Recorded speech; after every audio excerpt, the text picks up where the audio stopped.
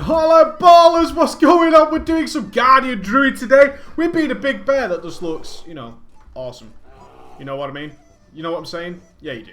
I know what you mean. Haha! Guardian Druids and the new tanky bears got their own talent tree. That's right, they've changed a little bit from Cataclysm. They've now got their own talent tree where they can be absolute gangsters in their own right, instead of being teamed up with those kitty cat pussies that wouldn't stand a chance in a bear fight. You know what I mean? You don't bring a cat to a bear fight any day of the week.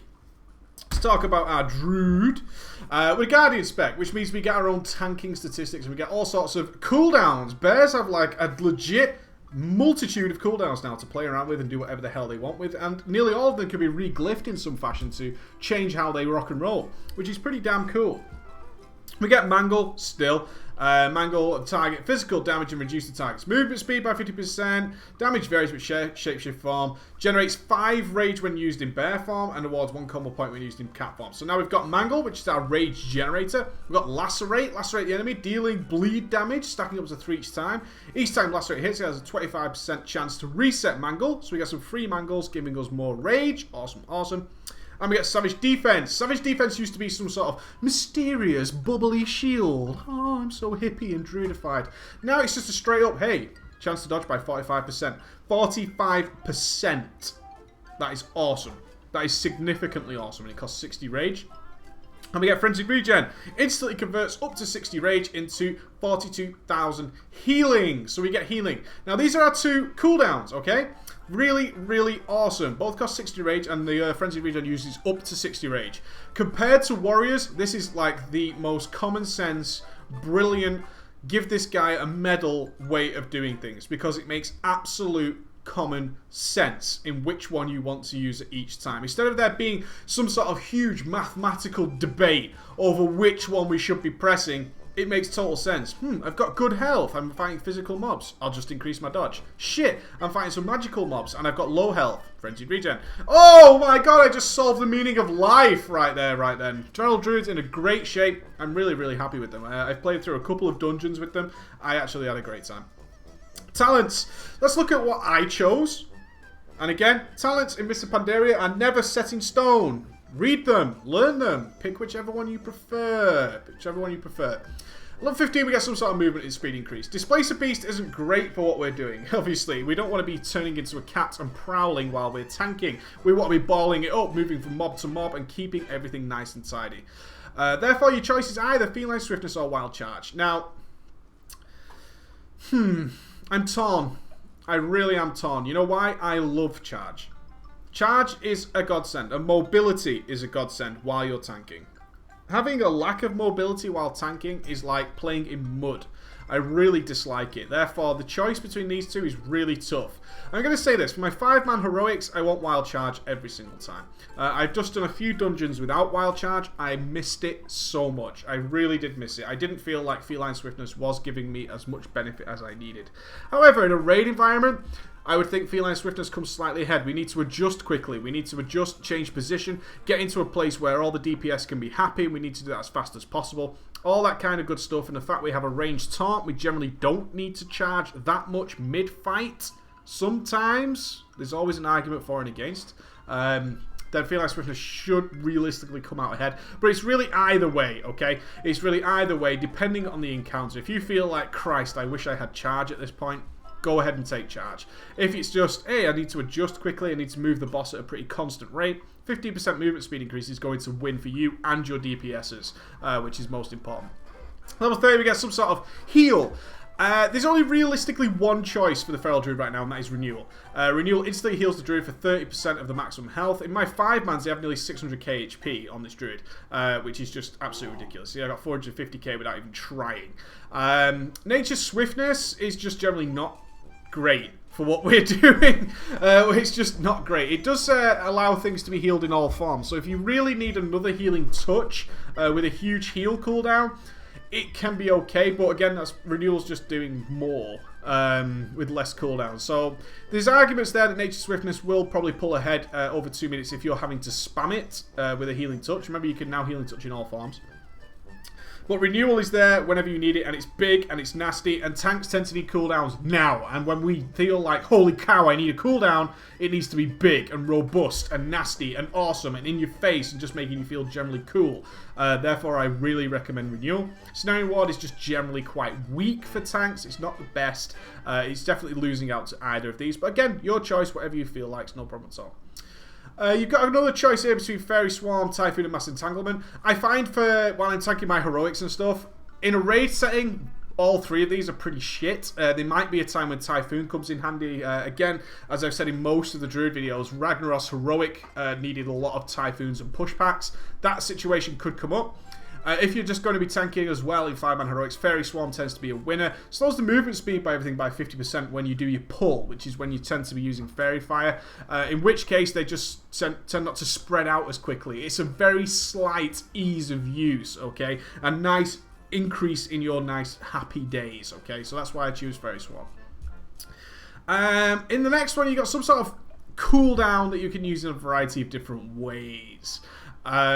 This one gives you Mangle, generating extra rage. There again is an argument for that in terms of the fact that it gives you more rage to use more frenzied regens, to use more savage defenses, and so on and so forth. So overall, good for and against there. Good defensive applications and good offensive applications. Force of Nature is generally pretty weak, so don't worry about that. I choose Incarnation, one, because it looks awesome. And looking cool is cool as anything. It's just what the game's all about. If you don't look cool while you're doing what you're doing, what's the point in playing, man? For Guardian, it improves Bear Form that reduces the cooldown and melee damage abilities and Growl by to 1.5 seconds. The stupid thing about this is it quite literally creates this point where you destroy everything and you look cool doing it. It's hard to beat that. Purists might be right up for Soul of the Forest. For people enjoying the game, Incarnation. But again, I leave it down to you. I leave it down to you. Looking cool and kicking ass is, you know, there you go. Yeah. Alright. Need I say more? Awesome. Level 75, we get some sort of cooldown, which is a CC, effectively. Ursol's Vortex is pretty cool. I rolled with this on beta. I found it quite handy sometimes. But with the Glyph of Phase Silence, it's less useful than what it was for me. Disorientating Roar has its purposes, especially for AoE interrupting. It disorients all enemies, so it stops spellcasting. Similar to a Disrupting Shout, 30-second cooldown. If I was rolling pure 5-mans and I wasn't going to do a lot of raiding, I would certainly use this. I would pick this up every day. I did miss this a little bit. One of the dungeons I actually recorded was Scarlet Monastery, I believe it was. And Scarlet Monastery has a lot of casters in its courtyard. I definitely missed Disorientating Roar at that point. But again, situational. Mighty Bash is what I roll with in general. That huge stun. It's just like an emergency cooldown for me. If I'm in a situation where I really need some help, then Mighty Bash comes in very, very handy. Just to invoke the Spirit of Ursolok to stun the target for 5 seconds, usable in all forms. If you're going to be doing a lot of 5-mans and gearing up, remember this is the basic tank guide, so if you're doing your gearing up and all that kind of stuff, Disorientating Roar should be for you. Right, let's get on to the business end of this talent tree, the level 90 stuff. I go with Heart of the Wild, again, because I'm doing a lot of 5-mans and stuff, okay? It gives me a passive stamina and agility increase by 6%, which is just generally great. Agility and stamina are all good for tanks, they're all good. However, you should be taking Nature's Vigil. It's going to win in nearly all situations, especially whilst you're raiding. A 3-minute cooldown. Increases all damage and healing done by 20% for 30 seconds, okay? Which increases your frenzied regen. So this is a defensive cooldown as well as an offensive cooldown. I said offensive in a really weird manner. I apologise for that. Increase all damage and healing done by 20% for 30 seconds. While active, all single target healing spells also damage a nearby enemy. We don't really care about that. And also spells and abilities to heal nearby friendly targets. We don't really care about that. What we do care about is our increase to damage, increased threat, and the increased healing done by 20% for 30 seconds, okay? So if we're doing a lot of frenzied regen, we're dealing with a lot of magical damage going on. It's a defensive cooldown. Heart of the Wild is kind of passively helpful, giving the extra stamina and agility, but Nature's Vigil is there when we need it. And as a tank, we want things when they need it. So this is winning in pretty much all occasions, okay? If you want to just have fun and you don't really want an extra cooldown on top of all the ones we've got here, Heart of the Wild is for you. And it's not that much worse, okay? It really is not that much worse. If I look at it from a 5-man perspective, bosses tend to never ever be the issue. Nature's Vigil is obviously more boss orientated. Therefore, I don't really require a 3-minute cooldown. I tend not to blow too many 3-minute cooldowns while dealing with trash and stuff like that. And the non-guarded stuff, nah, we don't really care. We don't care about the non-guarded stuff. We're very rarely out of bear form. But should that situation arise, that is entirely up to you. You can do whatever you want with it. So again, your choice. Nature's Vigil should be the one of choice. It should be the one you prefer. I just really like the extra agility and stamina that just comes along with it. In my 5-mans, it tends to help me more, in my opinion. Glyphage, glyphage, glyphage, glyphage. Couple of choices here, guys. You can pretty much rework all of your spells that are defensive cooldown or into whatever the hell you feel like doing with them. I take Glyph of Survival Instincts, which reduces the cooldown of Survival Instincts by 60 seconds, but reduces its duration by 50%. I choose this purely because I tend to pop this a lot while I'm tanking in Heroics, especially if I get a sloppy healer. The dungeon I decided to show you to go along with this guide was one with a particularly terrible healer, in my opinion. Therefore, it was very handy for me to have this glyph. It came in and shone really brightly. Glyph of Maul, so our Maul now hits one additional target. Is always nice while we're cleaving and doing that kind of tank DPS we're used to in Mists of Pandaria. The one I really recommend, especially while you're gearing up, is Glyph of Fey Silence, so your Fairy Fire actually silences casters. Makes life so much easier. It was a glyph I actually missed in the beta guide, but this glyph is a godsend, and I proved that on a number of occasions. In the dungeon that we will be rolling in. You also have things like Glyph of Frenzied Regen. After 6 seconds after activating Frenzied Regen, healing effects on you are 40% more powerful. However, your Frenzied Regen is now always to cost 60 rage and no longer converts rage into health. So it doesn't heal you anymore, okay, but you are getting 40% more healing done. You know what it is in a raid situation? Frenzied Regen will always win. It's very similar to the old Vampiric Blood for the Blood DKs. It's pretty much always going to win in a raid setting, and the way tanking works now is we're going to be keeping ourselves always over 60 rage, just so we can either choose between a Savage Defense or a Frenzied Regen. In your 5-mans, I prefer the self-heal, especially if you've got a sloppy healer. I found myself using that self-heal all the time. I really did. I was only alive for as long as... I don't think I died at all, but I nearly did a lot. Basically just due to lack of healing. I was healing myself through the majority of that dungeon. So again, down to you.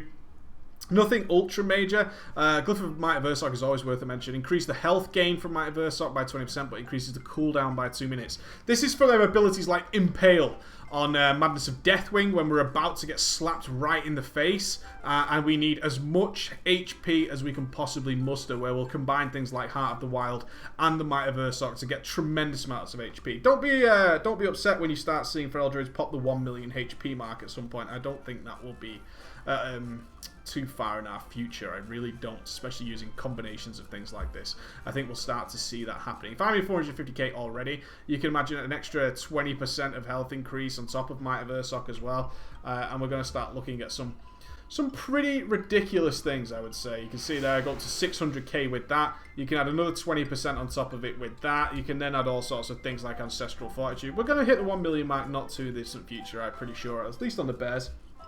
Let's talk about Reforging. Reforging. Now you have some leeway and choice here. Nobody's really decided what is best. So I'm going to guide you in both general lines of thinking, okay? Ultimately, when it comes to Reforging, crit is a terrible stat. You want to get as much crit away as humanly possible. Stamina. Should we gem for stamina or not? Now, bears have naturally really nice HP. Goes without saying. Now, what we look for is we want to take at least 2 hits from whichever boss we are dealing with, most powerful attacks, without a heal.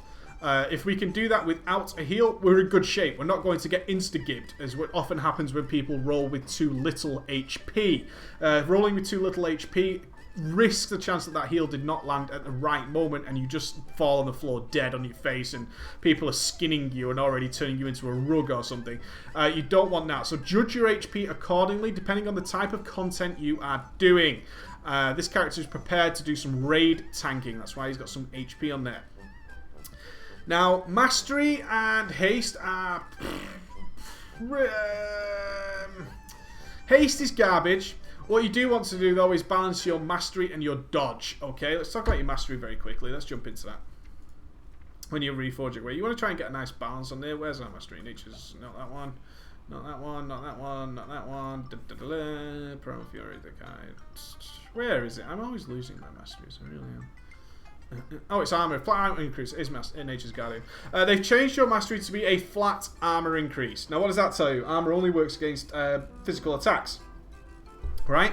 Increases your armor by 17%. So mastery is just passively increasing your armor. Reforging is now a choice that's awkward for Feral Druids. I think this is where they're being slightly let down and pushes them into a sort of much better at physical fights than other things, because they're not very good against spellcasters. Savage Defense went a little way towards doing that, but now Savage Defense is a straight up dodge, so again, physical bonuses. If you're fighting something that's just doing tremendous amounts of magical damage, Nature's Guardian and Mastery is completely garbage for you. As it is, we're fighting a combination of both, therefore Mastery is not too terrible. But you do want to pair it up with your dodge and so on and so forth. You want to get a nice combination of mastery and dodge. You can see some crit. Get rid of your crit. Crit is crap. Crit is really bad. Haste is just a shit as well. Get rid of your crit. Haste is slightly more beneficial than crit, but get as much mastery and as much dodge as possible. You can see crit to dodge. Getting rid of crit at any and all opportunities. Now, I want to talk about hit and expertise. This is the second line of thinking. As our defensive cooldowns come from basically things that are generated by rage, missing things that generate rage, like Mangle, are really, really bad and can actually cost us in terms of defensibility. In which case, hit and expertise can become important. Now, this again comes down to your personal preference. There are people who are rolling with, like I am here, with as much dodge and mastery as possible, and pretty much ignoring hit and expertise. You can see I've only got 3% hit, 2% expertise. I always prefer an aspect of less damage taken. Now, the argument is that with more rage, we actually take less damage because we can do things like more savage defenses, more frenzied rejuve. Our survivability actually increases from being able to do more damage. I don't believe that the caps are necessary, but that's my personal opinion. I've rolled with the caps, I've tried it out. I didn't feel like I was in that much better shape. But again, I didn't do any sort of heroic progression or anything like that on this character. I was just rolling it for you guys from a basic perspective. A lot of the heroic guys are using hit and expertise caps. A lot of them are not. Which means I'm going to leave it entirely up to you. Quite frankly, I'm going to leave it entirely up to you. If you feel that you prefer this, especially with the amount of damage that tanks can put out at the moment, then yes, there is an argument for and against. However, if your sole purpose in life is to do DPS as a tank, reroll a DPSer and stop wasting our time. We would really appreciate that. Your gems, you're going for agility and mastery. You can see there, Agi Mastery. If you want to get some more stamina, do so with Agility Stamina gems. If you want to gem pure stamina, depends on what you're doing, or gemming pure agility, that is entirely down to you as well. Your Mate's gem is going to be your stamina increased armor value. Remember, you are the physical tank of choice. You are the absolute gangsters. You are the physical tank of choice. You want that. And you want to keep that roll nice and steady. Therefore, boosting your armor on top of your mastery is always nice. Just be ready to reforge and change things around should you be in a heavy magical damage situation. Alright, ballers. In terms of rotation, there's a very simple combination to things. Basically, if you're single targeting, you just want to be using Mangle, Lacerate, keep a Thrash Dot up, and just saving your rage, essentially. You're using Mangle to use a Frenzied Regen or a Savage Defense, depending on your use. I can't really test this on a training dummy, which is why I'm here in this lovely boudoir. If you're AoEing, you're obviously mixing in Mangle as well to keep your rage high, and you're going to be using Swipe and Thrash on cooldown and spamming those abilities endlessly on all mobs and keep your Mangle on cooldown. That's going to be building you more rage to again use more savage defenses and more frenzied rejuves. You're essentially coming down to tanking to keep your rage above 60. Keep your rage nice and high so you can always use a savage defense or a frenzied rejuve when that time comes. Don't be left with your pants down. Oh god, I'm about to die, I haven't got any rage. That's no good. It's not how a baller rolls. Keep yourself nice and prepared for those situations. Alright guys, let's jump into a dungeon and see how it all plays out.